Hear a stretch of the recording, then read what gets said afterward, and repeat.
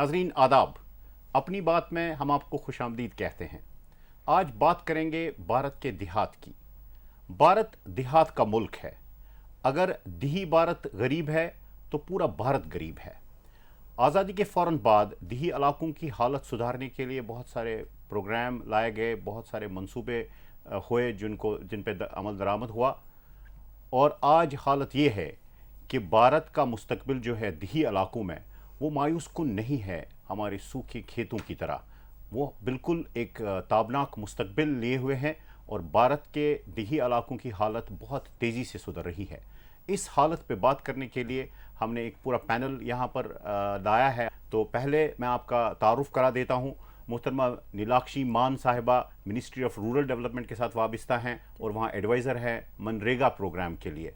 उनके साथ तशरीफ़ फरमा है नाज असगर साहिबा, ये यूएनआई के साथ जर्नलिस्ट हैं।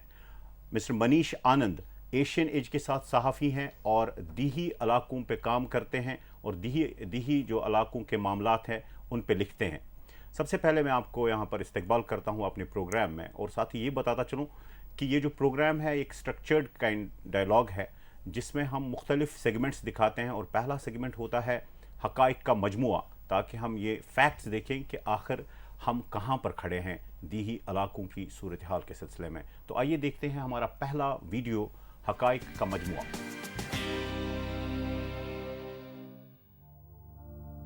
दिही भारत का आज़ादी के बाद से तो नक्शा ही बदल गया है।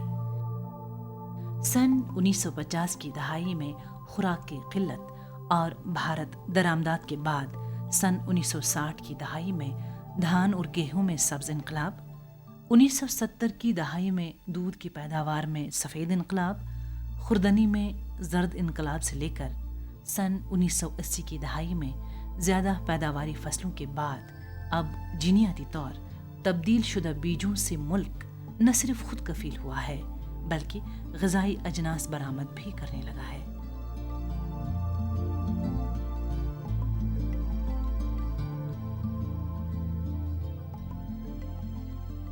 ज़राअत के शोबे में उस ज़बरदस्त तरक्की से न सिर्फ ग़िज़ाई अजनास के लिहाज से भारत चीन के बाद दुनिया का सबसे बड़ा मुल्क है, बल्कि इसे देही भारत को वो प्लेटफॉर्म भी मिला जो पहले कभी मौजूद न था।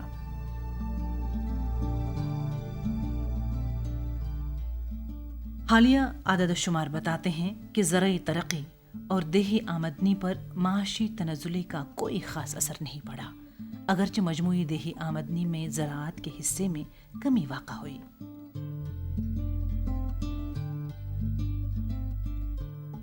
भारत में देही तरक्की को दरपेश चैलेंज के कई गोशे हैं। यहाँ कुछ हक़ाइक़ हैं जिन पर हमें सोचना चाहिए।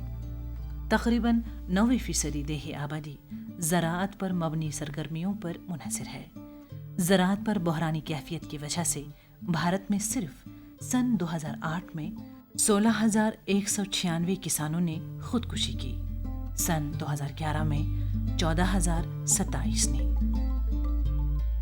भारत में 6 लाख से ज़्यादा देहात हैं। इनमें से निस्फ में ऑल वेदर सड़कें नहीं हैं। 25% देहात को साल भर पीने का पानी मैसर नहीं होता।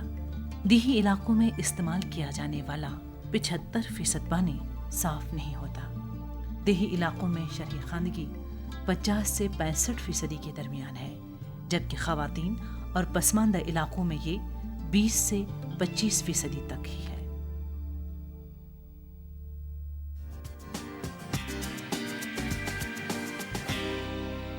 बात हम शुरू करते हैं मनीष आनंद जी से। अब बता दीजिए कि क्या आज़ादी के बाद भारत में दिही इलाकों का वाकई नक्शा बदल रहा है?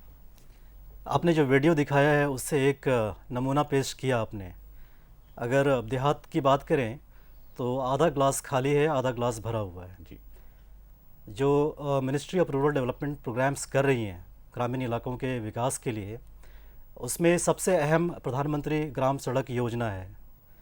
प्रधानमंत्री ग्राम सड़क योजना को करीबन 7 साल हुए हैं, 7 या 8 साल हुए हैं, और 7 या 8 साल में इन्होंने गाँवों को शहरों से जोड़ा है। तो एक प्रधानमंत्री ग्राम सड़क योजना से एक खासा फ़र्क आया है, लेकिन ये अकेले अपने आप में काफ़ी नहीं है। जी। सरकार को अभी भी मनरेगा जैसा कार्यक्रम चलाने की कंपल्शन है। मनरेगा में आप देखेंगे तक 3 साल पहले तक 40,000 करोड़ के आसपास साल में सरकार खर्च करती थी।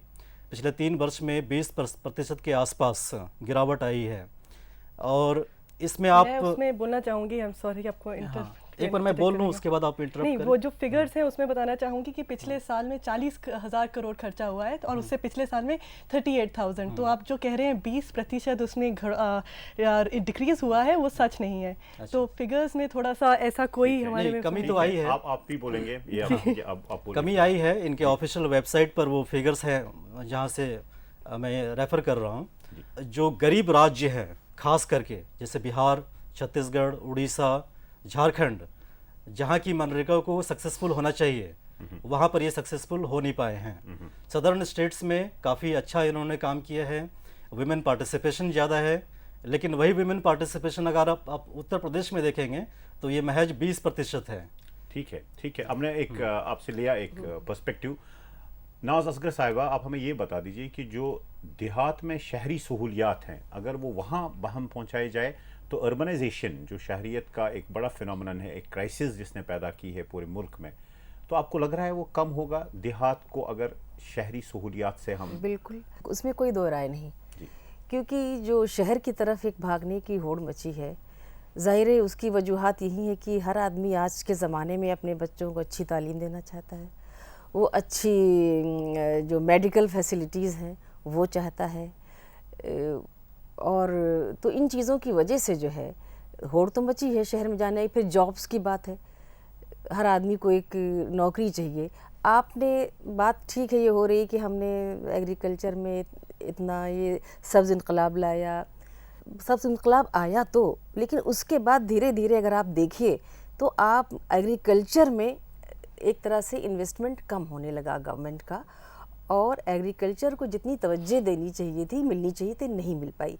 तो एग्रीकल्चर लोगों के लिए एक फ़ायदेमंद पेशा नहीं रह गया। इसकी वजह भी है शहर की तरफ एक चले जाने की, माइग्रेशन की।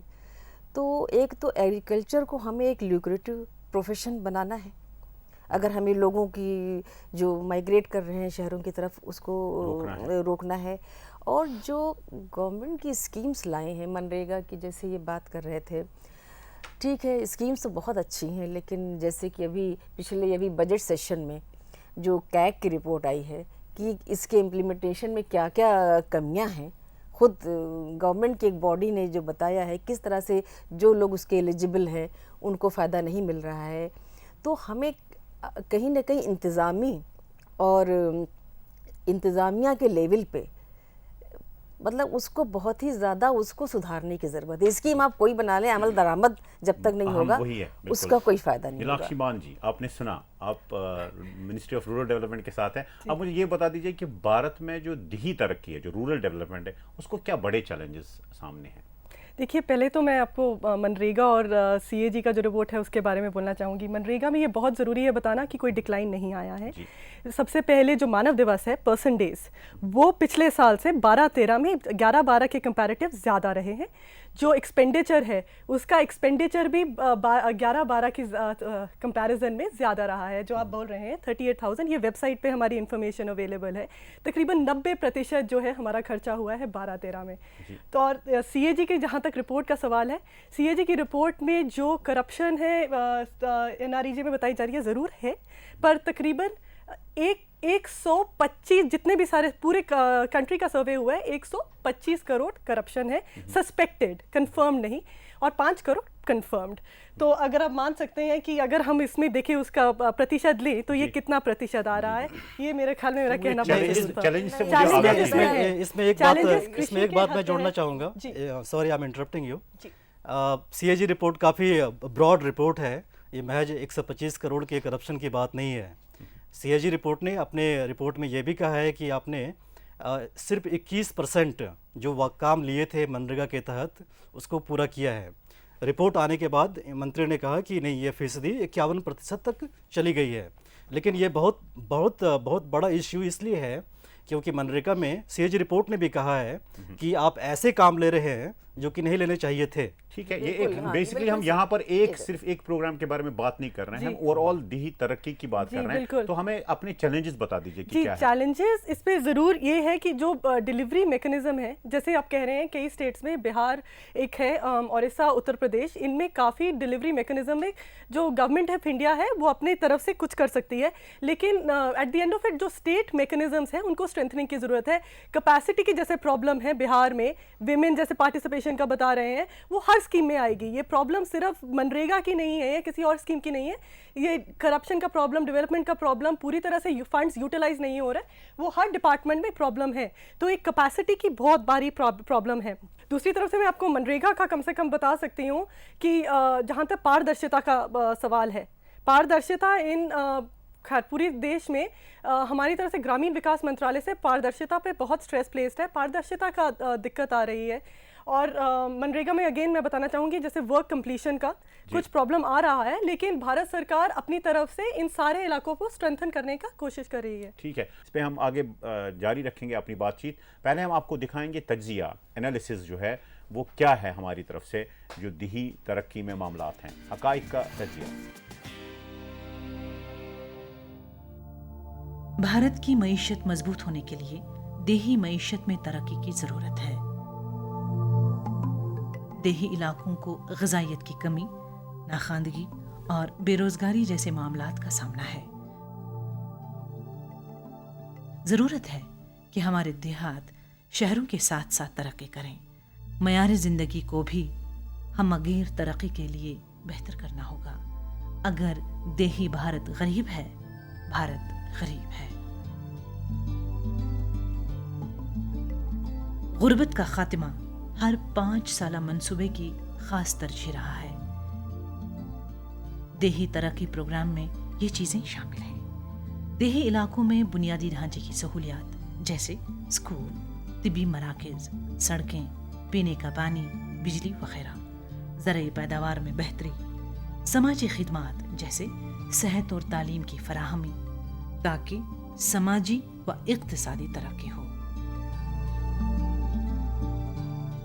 देही सन्नत के फरोग के लिए स्कीमों की अमलावरी, ताकि ज़राई पैदावार बढ़े और देही रोजगार मैसर हो।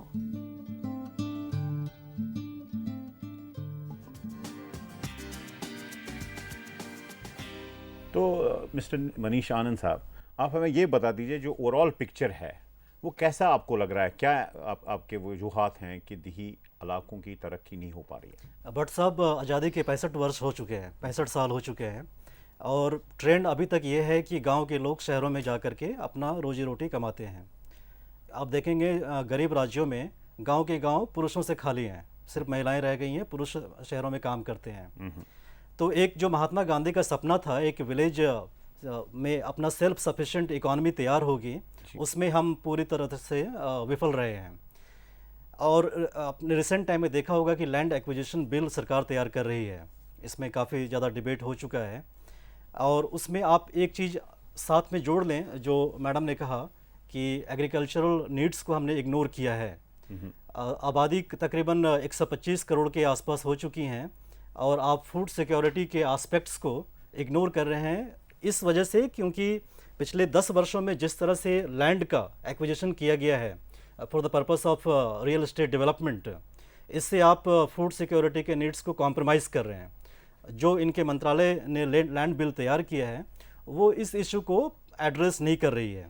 स्टैंडिंग कमेटी जो पार्लियामेंट की है, उन्होंने भी कहा था कि मल्टी क्रॉप एग्रीकल्चरल लैंड्स को एक्वायर नहीं करना चाहिए फॉर नॉन एग्रीकल्चरल पर्पसेस, लेकिन कन्वर्जन ना हो एग्रीकल्चरल लैंड नॉन एग्रीकल्चरल। जी, तो उसमें खासा कुछ कोशिश, जोरदार कोशिश मंत्रालय की तरफ से या सरकार की तरफ से नहीं हो पा रही है, उसमें तो प्रॉब्लम है। ओके, नाज असगर साहिबा, ये जो दिही समाज हमारे हैं उनमें मर्दों को बरतरी है औरतों पर, और ये बड़ी रुकावट है दिही इलाकों में तरक्की के सिलसिले में।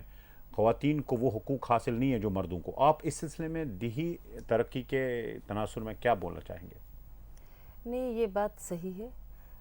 ये बात अभी तक जब आपकी जो एलीट या एजुकेटेड सोसाइटी है उसमें जब अभी तक मर्दों की बर्तरी बनी हुई है, तो आप एक देहात में जो बेचारे जो पढ़े लिखे नहीं हैं, यहाँ के माइंडसेट को, अर्बन एलीट माइंडसेट को भी चेंज करने की ज़रूरत है।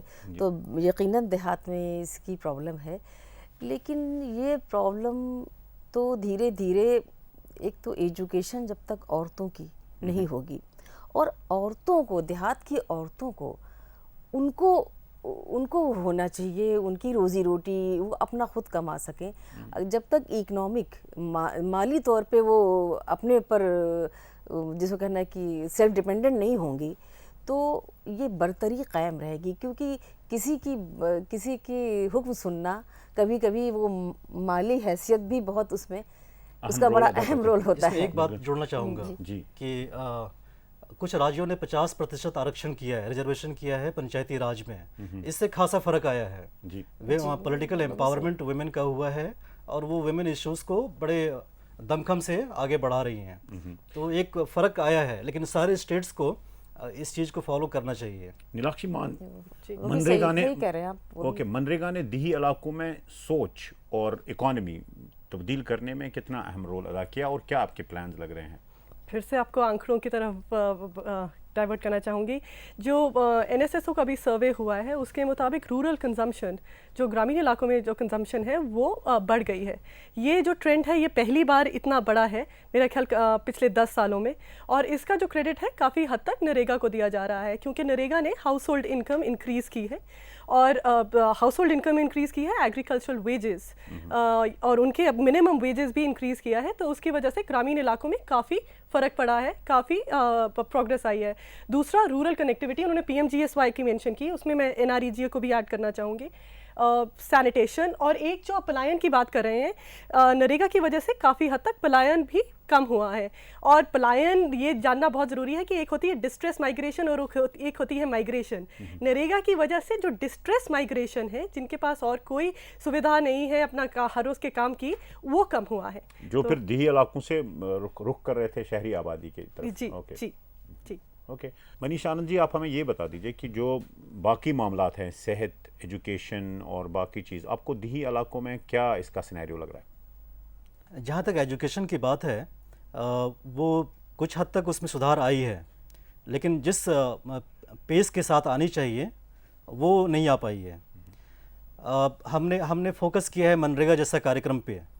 मनरेगा एक उदाहरण के तौर पर, अगर भूखा है कोई तो उसको आप मछली उसके हाथ में दे दें, तरीके से आप उसको मछली पकड़ना सिखाएं, मनरेगा उसके हाथ में मछली देती है। It's a scheme of unskilled labourers. इनके पास एक कार्यक्रम और भी है, नेशनल रूरल लाइवलीहुड्स मिशन, जिसको हम आजीविका कहते हैं। आजीविका में जो स्ट्रक्चर है वो लोगों को अपने पैर पर खड़ा कर सकती हैं, जो कि सदर्न स्टेट्स में तमिलनाडु, केरला, आंध्र प्रदेश और कर्नाटक में हुआ है। लेकिन ये 4 राज्यों में ही सीमित रह गई है, और सरकार विफल रही है कि आजीविका को पूरे नेशनल लेवल पर इसको बढ़ावा दे पाए। ये बहुत बड़ी कमी है, और इट्स अ बिग चैलेंज। और सरकार को मनरेगा जैसे स्कीम पर फोकस करने के बजाय ऐसे स्कीम पर फोकस करना चाहिए, या कि ये कह सकते हैं कि दोनों को चलाएं, अपने बैलेंस एक क्रिएट हो। ये हम बोलेंगे कि ये सही बात है। हर किसी का अपना एक विजन है, अपना एक पर्सपेक्टिव है, और हमने आपके सामने रखना है अभी अपना एक विजन, ताकि हमारे टारगेट्स क्या हों दिही इलाकों की तरक्की के लिए, हमें क्या करना चाहिए या हमारी क्या सोच है उस बारे में। आप हमारा मिनी डॉक देख लीजिए।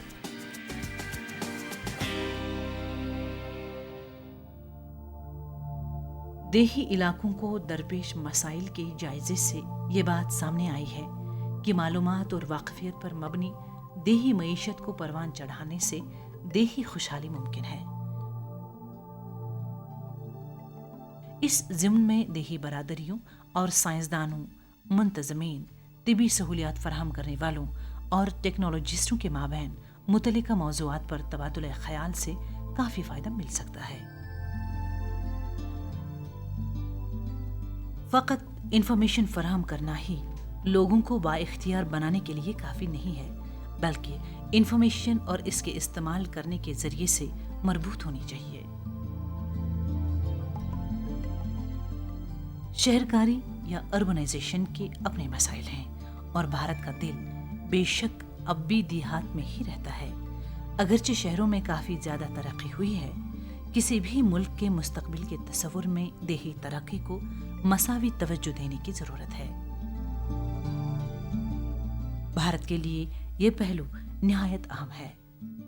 वसी आबादी एक असासा है जिसकी तालीम और रोजगार का बंदोबस्त हो। होशमंदी से टेक्नोलॉजी का इस्तेमाल, जरूरी शोबों जैसे खेतीबाड़ी, घरेलू सन्नत, बुनियादी ढांचा, सेहत और तालीम की कदर करना। कौम के तई शहरियों के एहसास जिम्मेदारियत, हकीकी आज़ादी का तस्वुर, आगे जाने की ख्वाहिश और इस ज़िम्न में बरादरियां बनाना काफ़ी अहम है।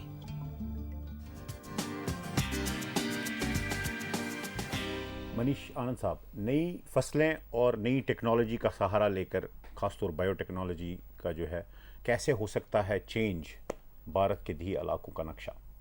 इसमें काफ़ी प्रॉस्पेक्ट है। अगर आप टेक्नोलॉजी यूज़ करते हैं एग्रीकल्चरल फील्ड में, इवन रूरल डेवलपमेंट फील्ड में, तो आपको खासा फ़र्क आ सकता है कम समय के अंतराल में।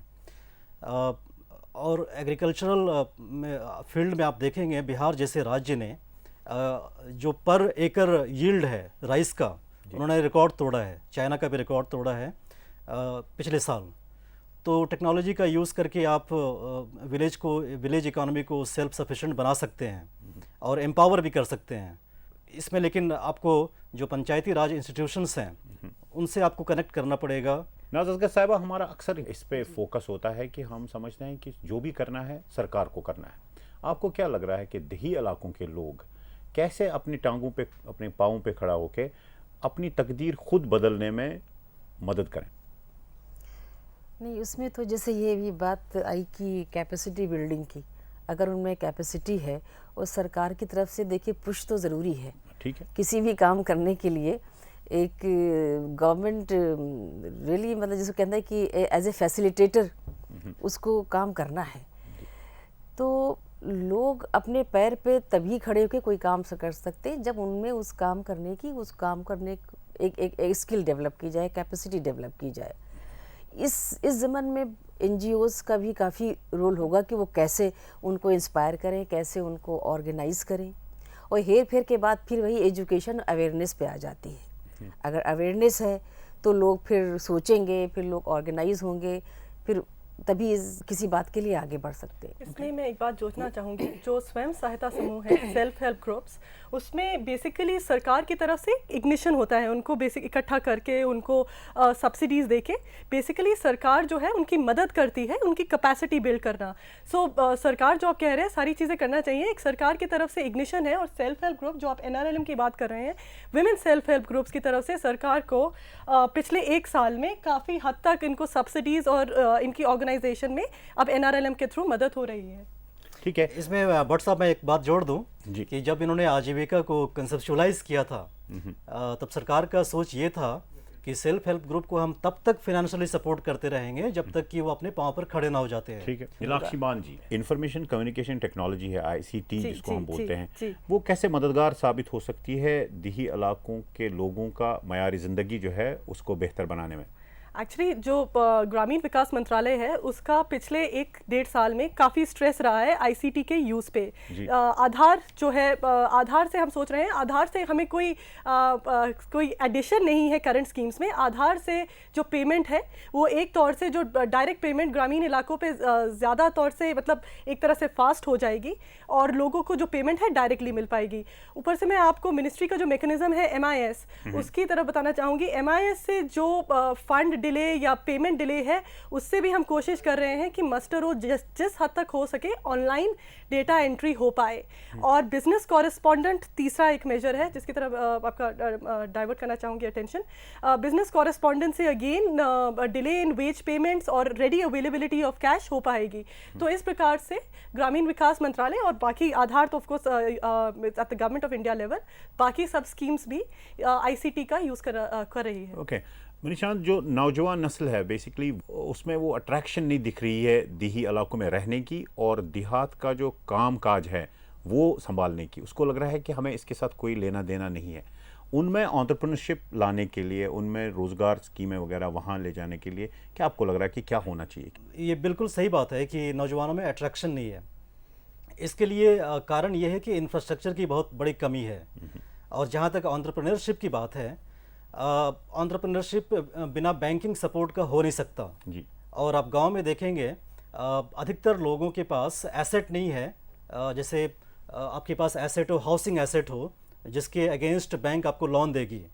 आजीविका बहुत हद तक इसलिए भी फेलियर रही है क्योंकि बैंक लोन नहीं देती हैं, जो एग्जिस्टिंग बैंक्स हैं वो लोन नहीं देती हैं, और आपके पास हाउसिंग एसेट्स नहीं है, आप हाउसेस बना नहीं रहे हैं। तो इस कारण से एंटरप्रेन्योरशिप में कमी रही है क्योंकि फाइनेंशियल सपोर्ट नहीं मिल पा रहा, लेकिन पोटेंशियल बहुत ज़्यादा है। तो ये बहुत उम्मीद अफजा जो है, इख्तिताम पे हम कहेंगे कि बहुत उम्मीद अफजा बात है कि जहाँ एक तरफ बहुत सारी काम करने बाकी हैं, चैलेंजेस बहुत हैं, वहाँ बहुत सारे काम हो चुके हैं। उन्हीं की वजह से देहात का नक्शा आहिस्ता आहिस्ता बेहतरी की तरफ बदल रहा है और वो वक्त बहुत करीब है जब देहात की सूरत हाल बिल्कुल बेहतर होगी। आपका इस प्रोग्राम में आने के लिए मैं बहुत शुक्रगुजार हूँ कि आप आए और आपने यहाँ अपनी कीमती आरा से हमको नवाजा और इल्म आगही दी हमको। हमें आपका भी बहुत शुक्रिया अदा करना होगा और आपके हम शुक्रगुजार हैं कि आप हमारे साथ रहे। आज के लिए बस इतना ही, शुक्रिया।